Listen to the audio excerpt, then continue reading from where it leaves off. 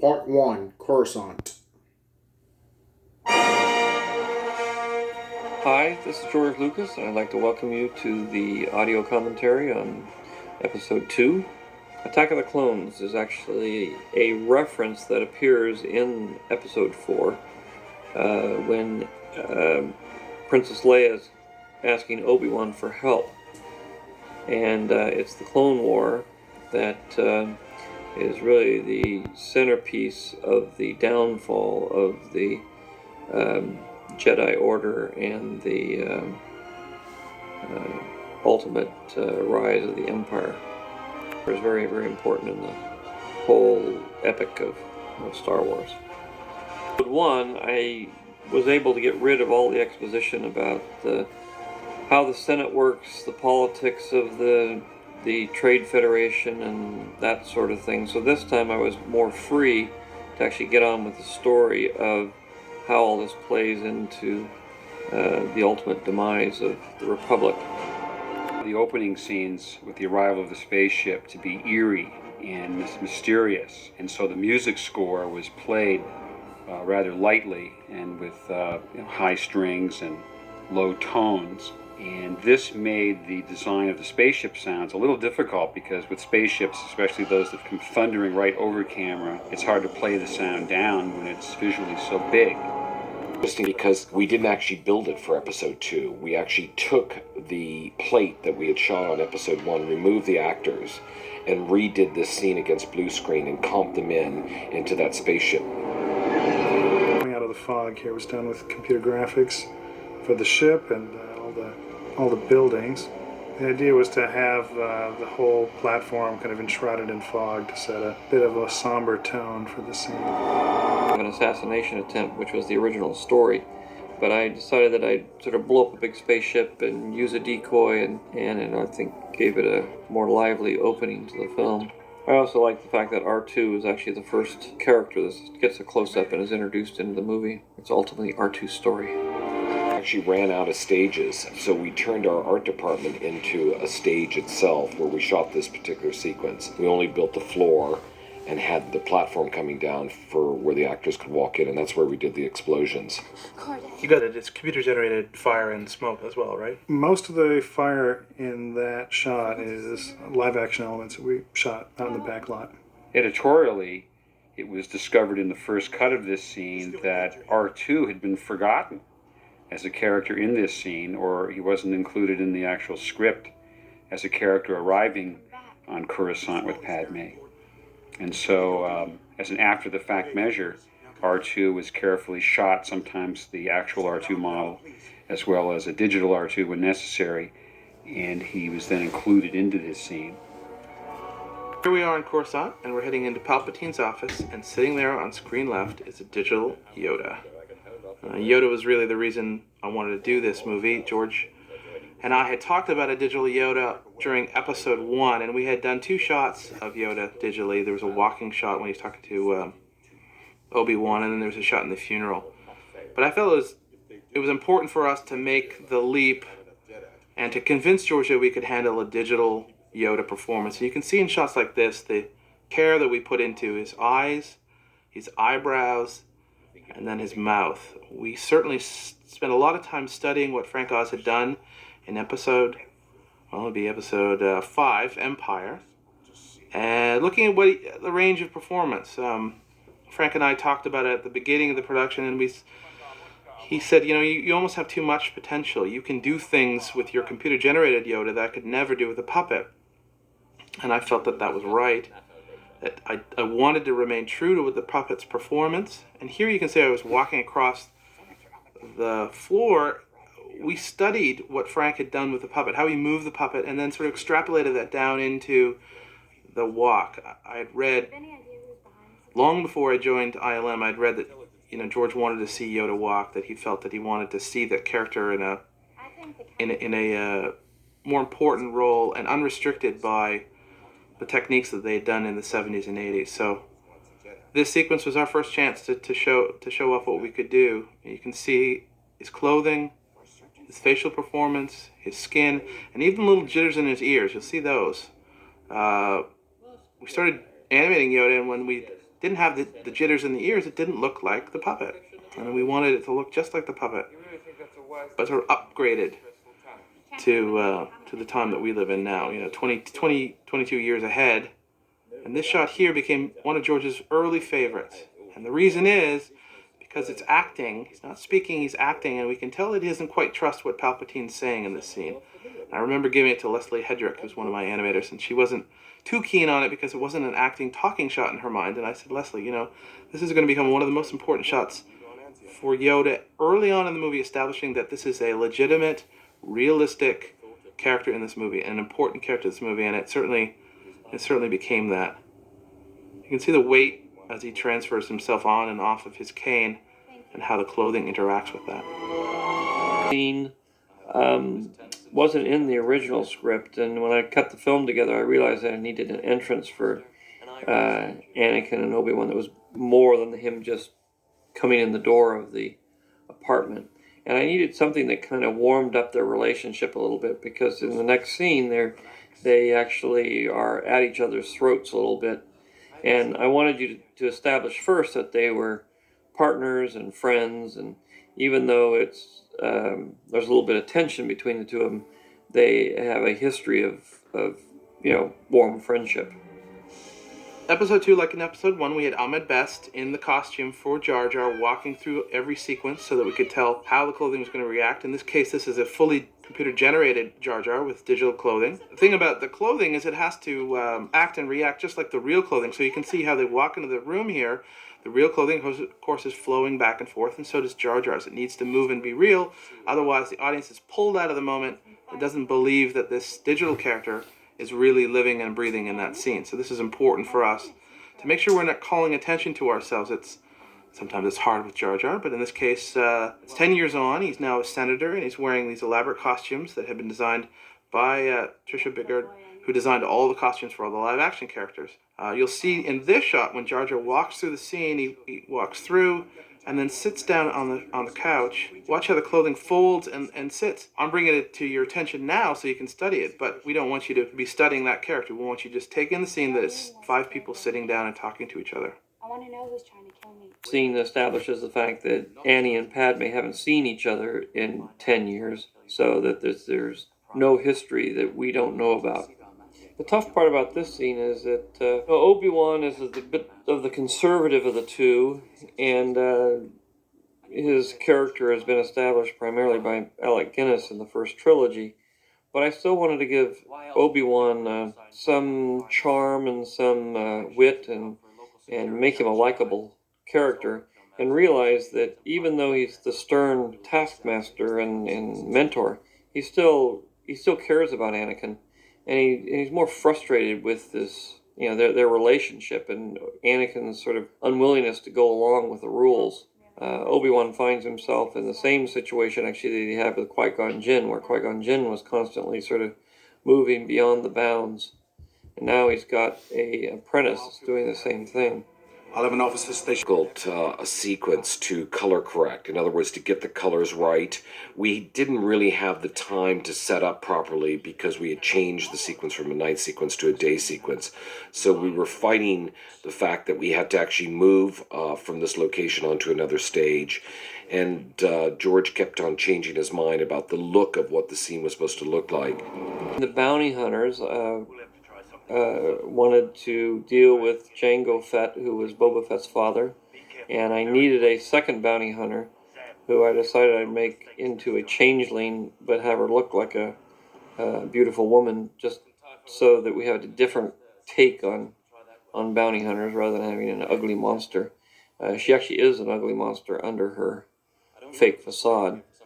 We did one very large matte painting that covers about a 120-degree field of view to be used throughout the scene. Since it had all this moving traffic in it, we did 20 seconds worth of traffic so that we could cover the longest shot we had to deal with. There are many other ways. Obi-Wan and Anakin wait for something to happen. I wanted to establish that Padme was asleep in the other room, that there was a certain amount of security with R2, and that Anakin is a little cocky, a little sure of himself, and constantly chafing a little bit with Obi-Wan. Obi-Wan and Anakin on the balcony is to establish that Anakin has been having nightmares about his mother, and he's a little confused about why he keeps having these recurring dreams. This obviously becomes a bigger plot point later, but we do have a chance to talk a little bit about politics and the Jedi's disenchantment with the political process due to the corruption and the ineffectiveness of the Senate. I'd much rather dream about Padme. When the droid arrives, there was some interesting challenges with the sound because the visuals kind of dictated you wanted to hear the droid hovering outside the window and cutting through it. But dramatically, you couldn't be very strong with those sounds because if they were loud enough, they would have awakened R2 or alerted the Jedi or Padme as to the presence of the droid. I remember the motor that you hear just as the assassin droid cuts through the glass in the window. A little motor that was recorded inside Jabba the Hutt's head on Return of the Jedi. It was a tiny servo motor in the original puppet of Jabba the Hutt that I recorded. And that little sound has been in our library for a long time. We've used it for other things as well. Here is that the probe droid, which is animated, comes up to the window, I should say, cuts a hole through, and then the Cahoons, or the assassin bugs, are released, and they are animated. They turned out to be very difficult. There's procedural animation is what we call it. We would animate the character along a path, and then the legs, a program was run on them to help make them contact with the ground. Whether it be on the bed or on the carpet, we would animate the overall body, and then the legs would come in afterwards. With Obi-Wan, we get little sense that Anakin has some relationship with Palpatine, and that he likes Palpatine. In the last film, we set up the fact that Palpatine was going to watch after Anakin. I sense it too. It was a little long on a couple of frames there to make sure we got contact between him and the bugs. Because I was able to use a droid to try to assassinate the senator, it lent automatically to a chase in the city. Now here we are flying through computer-generated nighttime Coruscant. The sequence has a technical similarity to the pod race last time in that it's a lengthy scene, action chase scene with a great many shots where we had to make up the environment. There's no plates to shoot there. Instead of making rocky terrains, sand and rock, this time we had to make all these futuristic cities and all the flying traffic. And the challenge of trying to make buildings that don't all look the same, that have a distinct architecture, was difficult. Throughout the sequence, the architectural style progresses. We begin up near Padme's apartment where the buildings are very tall and rounded. And as we proceed through the city, we go through different styles. We start in the upper city and then we go down into the older city where we have an older, more linear, squared off architectural style. And then from there we go into an industrial area, big gas generation plants and electrical power stations. And then into the financial district where we have very glassy buildings that are tall and green. And then we go into a warehouse district where we have big storage facilities. And then into the entertainment district where the chase ends. When it's shot down and Anakin rescues him, and it appears that it's all in a day's work. There's nobody sort of excited about it. It sets up this relationship that they do these kinds of amazing stunts all the time. It's just part of their job. Varies depending on the density of traffic and the location within the city. There wasn't really a distinction made in the sound between daytime or nighttime. The textural distinctions were really made on the basis of the location within the city. There's the entertainment area, there's the financial district, there's the industrial section. I made up sounds which reflected the different areas, or I made up elements of sound which could be used to build, in layers, the density for each area. Way over on the left-hand side of frame, there's a trench. In that trench is an X-Wing being pursued by 3 TIE fighters right here. Time for the speeder chase sequence. The original idea I had is I thought perhaps instead of giving the sounds of the speeders a jet-like sound or a combustion sound, that I would make all of the sounds of the speeders out of musical instruments. And then for music score, I would use just percussion. although it worked very well in the temp, it wasn't so successful when it was put up against the music that Johnny Williams wrote for this scene. He tended to be a bit more orchestral and less percussive, and I really had to change some of the sounds a bit. Zam's speeder is the most musical of the two, and the sounds for that speeder were made out of an old 1950s era electric guitar and running one's finger up and down the strings of the guitar and recording it through an old amplifier. Trying to deal with the fact that Anakin is slightly ahead of himself at all times. You think that he's gone a little bit too far and he's made a mistake, and then you realize that he's actually very clever, and we do that a couple times. And I like trying to keep a kind of nonchalant attitude about this action between the two Jedi, like this is all in a day's work. The third section of this chase is when Anakin leaves the speeder and jumps onto the top of Zam's speeder, which gives a completely different sort of approach to a chase. It ends up roughly in the same kind of situation that we started with, which in the beginning was Obi-Wan hanging off of a assassin droid, and in the end it's Anakin hanging off a speeder. I like the idea of having a kind of a symmetry to sequences like this, and going back and forth between two characters of one being right and then the other one being right, and one sort of seeming foolish and then the other one-upping him and that sort of thing. Falling? I hate it when Anakin? Real Hayden. So he's shot in front of blue screen and then rotoscoped, which means they paint out all around him, and then he's blended in the scene, and then he's right back into digital again. This section, he's actually lying on the real vehicle that was shot in Sydney on a gimbal rig, which means it's a big mechanical rig that allows us to pitch and roll the vehicle so that Hayden could slide around on it. And meanwhile, the character Zam is inside the vehicle, turning and reacting to George's direction of whether she's banking to the left or the right or she's diving. And Hayden is doing all of these stunts himself. The gimbal rocking back and forth and us shooting him from all these different angles. A transformation just for about a second or so. Generated face. George did that on purpose. He wanted to be short enough that some people in the audience weren't sure what they saw. That's sort of the goal for that. And we put little things in here. There's a thematic bit of humor that goes through the whole movie of the Jedis keep losing their lightsabers. Later on, Obi-Wan will give this little speech to Anakin about how important the lightsaber is, but as it turns out, everybody starts losing their lightsabers before too long. Chase sequences, I have a fondness for racing, and I inevitably put something like a chase sequence in every movie, in one form or another, or a racing scene or something. It's just, I love speed, and I love the tension and excitement of the chase. I remember they had the cameras basically hanging from a big rope or cable, didn't they? They were just spinning. Camera was on a dolly, and the camera was just panning around as the characters ran in a 360-degree circle around them. We had a partial set, and there were a few blue areas, but most of it was set. And then filled up with extras. And then when you see it, it looks like they're running in a straight line. We shot this sequence in a day. We only built one side of the set, and then we replicated it onto the other side. Everything in the background was done at ILM with miniatures. I like the advertising sign in that shot. Two aliens arguing about different flavors. Kind of sports bar, a gambling casino. I wanted to do a variation on the theme of the cantina. Decided I didn't really want to use a musical motif in here, but wanted to let the score, Johnny Williams, build the suspense of this sequence as they tried to find the bounty hunter in the middle of the crowd. This is a nightclub scene that I got the opportunity to cast all the lovely women in this scene.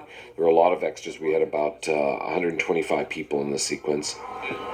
Great sound for a scene like the sports bar that Obi-Wan and Anakin walk into. It's important that you create all the necessary layers of sound and put them together to form the right impression without any one thing jumping out and seeming to be artificially too loud, but it's an ensemble of sounds which gives it the subtle reality. I remember I spent a day or so just pretending I was a sports announcer, announcing the different sporting events that they see on the screens, and I wrote out a fake play-by-play of these mythical games here. This was originally a non-visual effect shot, but George decided that he wanted to have a glowing death stick in his hand, so we added that. Then he decided he wanted to have antennas on the character's head, so we put those in there. And then he decided that once we had the antennas there, that it didn't make sense for him to have ears, so we got rid of his ears. There was a version of this sports bar scene in which it was actually played out more as a nightclub. And at one point, the idea was that there might be a band present playing. We may cut to the band or the performers. And the idea, although it was appealing to me, George felt that it may echo too closely the classic Cantina sequence. So Anthony Daniels, the actor portraying C-3PO throughout the series, makes a cameo appearance here. Right here is Anthony Daniels. There he is again over Anakin's shoulder, turns back. Yet another in the series of Star Wars severed limbs. I've actually tried to talk to George about the whole reason for the severed limbs in these movies, and he always just sort of smiles and chuckles and never gives me the real answer. I use recurring themes in the movies. I'm constantly taking the same motif and twisting it into a different way. In this case, the cantina scene from New Hope is reminiscent of this scene, where in that scene Obi-Wan cuts off the arm of somebody who's threatening Luke. This one, it's Obi-Wan cuts off the arm of the bounty hunter. Very similar to what he does later on in A New Hope. Back in the alley, we have a handful of shots where we needed to do a transformation. Zam is really an alien, artificially taking human form, and as she dies, she reverts back to her original shape. In this case, we're matching the performance of the actress on the day when she actually falling back. We had to match in a three-dimensional face, both a human version of it and then the alien version of it, and we did a 3D morph to the alien face. This scene coming up is a scene that kind of came late in the editing process, in the sense that this is the Jedi Temple, and we are actually using plates that were shot for Episode 1. So everything that you see over here in terms of the background is shot for Episode 1. And then we had to remove some characters and put new characters in. Sam had to be shot, obviously for this scene, and then Anakin and Obi were shot on blue screen and then recomped over backgrounds that we already had. So in a sense, we are basically, marrying film and HD, and also computer graphics. This scene was actually added later after I had my first cut. It's one of those scenes that you don't like to write, but ultimately you have to. It's the scene that kind of explains what's going on and who's going to go where. It's kind of a logistic scene. From an editorial standpoint, the scene between Anakin and Palpatine came about a year or so into the editing. This was not a scene that was part of the original scenario. But as things developed with the story, it became evident that it would help a great deal to establish a direct connection between Palpatine and Anakin, and that there was a relationship there that was private and not perhaps even known to the other Jedis or anyone else. I had all these hints that Palpatine had been helping Anakin, but I needed an explicit scene that actually spelled it out, and where you could see some of Anakin's dialogue later on has come from Palpatine. This sequence was added late in the production of the film. We needed a moment when Mace and Obi-Wan and Yoda were talking about Anakin. We realized right away that there's no way that Yoda's going to be able to keep up to them. Yoda, being small and being old, can only walk so fast, and it was really going to restrict the two actors to full-size men in terms of how they were moving down that hallway. So George came up with the idea of putting him in this little hovering chair. It's very difficult to put a tall person and a short person together in the same shot. The camera angles either become very high or very low and are not really particularly flattering or dramatically interesting. Just to remind you really where you are. You saw in that last shot that you actually... Establishing shots are just to remind you really where you are. You saw in that last shot that you actually see the window being replaced from the previous night when Obi-Wan jumps out of the window. It crashes and breaks. I know I can count on you. This is where the plot thickens with Jar Jar. Since Padme has to leave, she gives her second in command, the representative of Naboo, Jar Jar Binks, orders to watch after things and represent Naboo in the Senate, which ultimately leads to a more difficult situation. In the bedroom, it's the first real scene between Anakin and Padme. We get to see that Anakin is frustrated with Obi-Wan, and you get to see him sort of be a young bratty kid, but then at the same time have an underlying strength and an underlying flirtation and a little bit of danger in him that is just beneath the surface.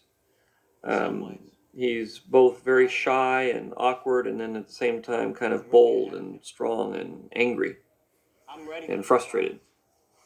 I'm trying to play those two qualities in Anakin at this point, just really establish the complexities of his character of young and wanting and having a lot of love for Obi-Wan, but at the same time being extremely frustrated with being held back and impatient with his progress as a Jedi. I also wanted to establish that Padme was still kind of the older of the two, and that she was a little bit more in charge than Anakin. Even though Anakin has grown up, she's still the boss. You said it yourself. Of this dock that the ship's landing in, but the ship is computer graphics. Interior of the bus is full scale.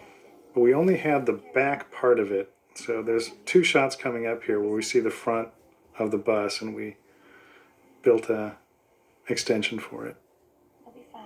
Positional scene to establish that Padme's handmaiden is going to impersonate her while she's gone, and they're going to hope that nobody realizes it. Mostly this scene is, again, one of those functional scenes where we have to split the parties up. Everybody has their little assignment, and we have to know where everybody's going. This is a sequence that we shot on a stationary set. We had just built the interior of the transport carrier. It's a very pivotal moment in the film. You can see in Anakin the anxiety that he has about going out and setting out on his first real assignment. This are mostly functional in nature, and you hope that you can make a few jokes or liven things up to keep it entertaining as you get through them. We have the foreboding of which of the two younger characters are going to cause the most trouble as far as the Jedi and the security people are concerned. Somewhere, and to have him get this information from this character who had been sort of all around the galaxy. So I wanted to do a little homage to American Graffiti and have it be in a diner. So here he is, the introduction to Dexter. He's a short order cook. These guys are clearly old friends. We're kind of holding back. We know that he's in the kitchen. It's not until this next shot when he comes out of the kitchen that we realize he's got 4 arms. He's got a wonderful character in his walk, which we took right from the voice actor. And in this shot, he's actually hugging Obi-Wan. So Obi-Wan is digital from the neck down. And this is a nice scene. Oh, the effort of him sitting down, the weight in his body. And our two friends have their conversation. Moments like this are wonderful for animators because we're able to share this screen with Ewan McGregor, with Obi-Wan, and to have this nice rapport between these two characters, and yet one of them isn't even there. Ronald Falk was the voice actor for this character. He brought a character in his voice and in his rehearsal, because he would shoot him in this booth. This whole set was actually there in Sydney. And Ronald would sit and rehearse this with Ewan, and I would watch and pick up on all the little nuances, all the way he shook his shoulders when he laughed, or the way he slapped his hand on the table, or the way he turned and followed Obi-Wan's hand in this particular shot. And we blended that in and made that part of Dexter's repertoire. There was a wonderful chemistry between them. You can see that Ewan is genuinely enjoying himself here. You know, these are old friends in the story, but he was clearly keying off of what this other actor was bringing to the performance. And because of that chemistry, I was really able to make Dexter come to life. Now, Ronald, thank God, didn't have a huge bullfrog cheek like this, but that was something that was part of the design that I really wanted to bring to this character. Steve Rollins was our lead animator on this section and did a fabulous job setting the tone of how these airbag would fill and deflate as the character talked. on how good your As you can see, a bunch of very familiar people there, right here, the bust. Like, for instance, the fourth bust is George. And then behind George is Rob Coleman. Famous Jedi. Right? Yeah, of course. Jedi yes. Masters. There is Rob Coleman. Oh my gosh. That's There's, the first time I ever knew that was in then there. right in front of Rob Coleman is George. I don't think George knew about this. Did you put me in there? Yes. I appreciate that. There's also John Knoll, and there is me, and there is Brian Gernan, who is our model supervisor. And the Jedi Order has been hiding this whole system from the Jedi archives. It does come out eventually in the next movie, exactly what's behind all this. But I wanted to have it there in this movie, but not so strongly that you asked a lot of questions about who is the one that erased the tapes and who started the army and how all that works, because it's something that unfortunately doesn't get revealed until the third film. Obi-Wan's mystery and searching for the killer with Anakin and Padme, which is a rather passive thing, gave me a chance to tell this love story, which is what I call love story light. I only had a few scenes available to me to kind of establish their feelings for one another and go from the kind of formality of the first scene they had together in the apartment to the more familiar scenes that are coming up later. This is kind of a transitional scene where Padme first gets the idea that Anakin's intentions really are more serious than she thought, because when he reveals that he has been dreaming about her a lot and thinking about her a lot over the last 10 years in slightly romantic ways, it causes them both a bit of embarrassment. Here, Obi-Wan approaches the training veranda, walking through a miniature set, matte painting extension. Very difficult to do, much more difficult than you'd expect. On the day when we were shooting the plates, we had 14 children to shoot, and it's very difficult to get 14 sort of 4 and 5-year-old children to sit still for even a moment or two, let alone to shoot a scene of this length. So the first few shots are very much patched together from multiple takes, so we can get the performances all to be reasonable. So it's a patchwork from what we shot in Sydney. Then there's a number of computer-generated kids that were added after the aliens, just to get the performances to all be sort of consistent throughout. It ought to be. Jedi, we shot a live-action body, and then we just did head and hand replacement for those. So my son Alex is all of the alien Jedi. From the neck down. From the neck down. And my daughter Jane is the character on the left closest to Yoda. How can this be? Yoda trains the younger Jedi, and when he finishes training them, then they go on to be mentored by a specific Jedi as a Padawan learner. Yoda didn't really get a chance to train Anakin in this way because he was too old. I wanted to be very careful not to have Yoda sort of speaking in bumper sticker speak, which is just these little short quips of wisdom. In the first film, in Empire Strikes Back, he is funny. He's a very playful, mischievous little character. Even when he's serious, he has this kind of wry sense of humor. Alright, moving on in a part is Naboo and Camino coming soon.